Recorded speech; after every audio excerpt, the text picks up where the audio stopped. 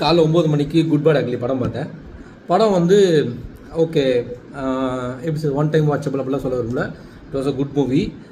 ஒரு அஜித் ஃபேன் வந்து இதை ரொம்ப ரொம்ப என்ஜாய் பண்ணி பார்க்கக்கூடிய ஒரு மூவியாக இருக்குமே தவிர்த்து ஜென்ரலைஸ்டாக பார்க்கும்போது ஓகே, இப்போ நான் வந்து அஜித் ஃபேன் கிடையாது, பட் ஓகே நானும் என்ஜாய் பண்ணேன் இந்த மூவியை. பட் ஆனால் அஜித் ஃபேன்ஸ் வந்து இதை கொண்டாடலாம். இந்த மூவியில் ஸ்டோரி வந்து டேரக்டர் பெருசாக கஷ்டப்படல.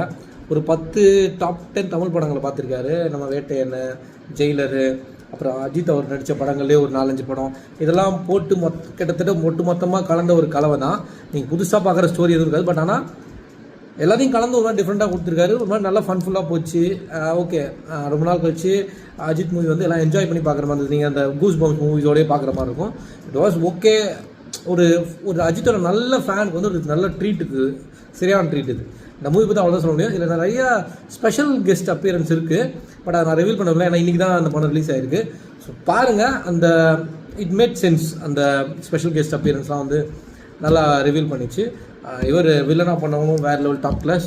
ஓகே, பார்க்கலாம் இந்த படத்தை, கண்டிப்பாக தேட்டரில் பார்க்கலாம். அந்தளவுக்கு ஒர்த் இந்த மூவி.